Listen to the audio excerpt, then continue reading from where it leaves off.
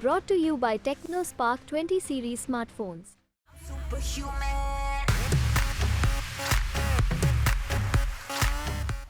आम आदमी पार्टी रोज press conference कर रही है, रोज सबूत पेश कर रही है, रोज आरोप लगाती है कि बीजेपी पार्टी तोड़ने की कोशिश कर रही है। केजरीवाल सरकार में 7 विभागों के मंत्री राजकुमार आनंद ने सरकार और आप से इस्तीफा देकर आपके आरोपों की आधी पुष्टि कर दी। पूरी पुष्टि तब होगी अगर राजकुमार आनंद आने वाले दिनों में पटका पहनकर बीजेपी ज्वाइन कर रहे होंगे। हालांकि राजकुमार आनंद ने कहा है कि उनके पास कोई ऑफर नहीं है। ये संयोग भी हो सकता है, नहीं भी हो, लेकिन आप छोड़ने से कुछ दिन पहले राजकुमार आनंद ईडी के लपेटे में आए थे। पिछले साल नवंबर में जब ईडी ने सीएम केजरीवाल को शराब घोटाले में पहली बार पूछताछ के लिए बुलाया था, उससे ठीक पहले राजकुमार आनंद के घर पर भी रेड मारी गई थी। दिल्ली में सिविल लाइंस वाले सरकारी घर समेत 9 ठिकानों पर रेड पड़ी थी और राजकुमार आनंद पर हवाला लेन देन में शामिल होने का भी शक था। संजय सिंह का बयान सुनिए। यही है राजकुमार आनंद, जिनके यहां 23 घंटे तक ईडी का छापा पड़ा था। 23 घंटे तक ईडी का छापा पड़ा था। पूरी की पूरी भारतीय जनता पार्टी ऊपर से लेकर नीचे तक चिल्ला चिल्ला कर कह रही थी राजकुमार आनंद भ्रष्ट है, राजकुमार आनंद भ्रष्ट है।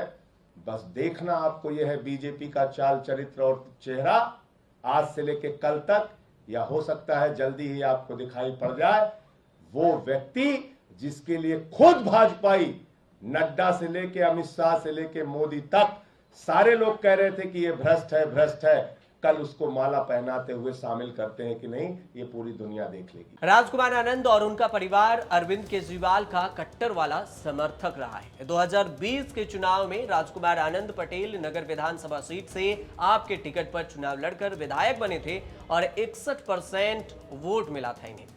आनंद को और उनकी पत्नी वीना आनंद तो 2013 से आपकी विधायक थीं। केजरीवाल के करीबी नेताओं में गिने जाते थे और यूपी के रहने वाले आनंद दलित नेता माने जाते हैं। राजकुमार आनंद के मंत्री बनने का नंबर तब लगा जब राजेंद्र पाल गौतम बुद्ध सम्मेलन में हिंदू देवी देवताओं पर अभद्र टिप्पणी के बाद विवादों में घिरे थे।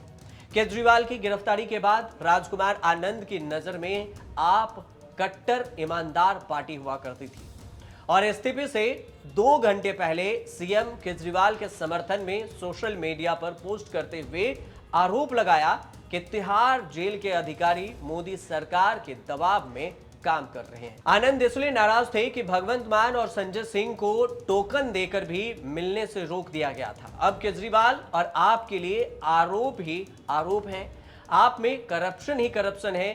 और ऐसे में राजकुमार आनंद का बयान सुनिए कि जब उन्होंने इस्तीफा दिया तो उन्होंने क्या कुछ कहा। मैं दिल्ली सरकार में मंत्री हूं, मेरे पास 7 पोर्टफोलियो हैं, लेकिन आज मैं बहुत व्यथित हूं, इसलिए आप लोगों को मैं अपना दुख साझा करने आया हूं। मैं राजनीति में जब आया था, जब अरविंद केजरीवाल जी ने कहा था कि राजनीति बदलेगी तो देश बदलेगा, लेकिन आज बड़े अफसोस के साथ कहना पड़ रहा है कि राजनीति तो नहीं बदली, लेकिन राजनेता बदल गए।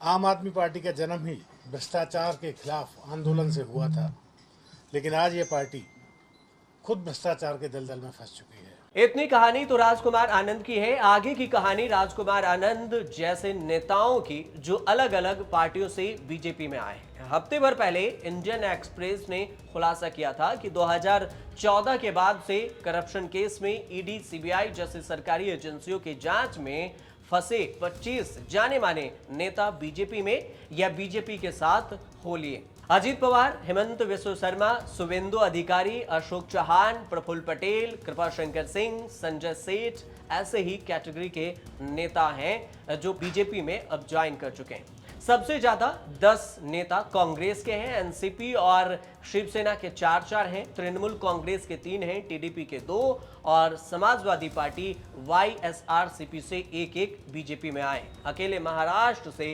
12 नेता 2022 या उसके बाद बीजेपी में शामिल हो चुके हैं।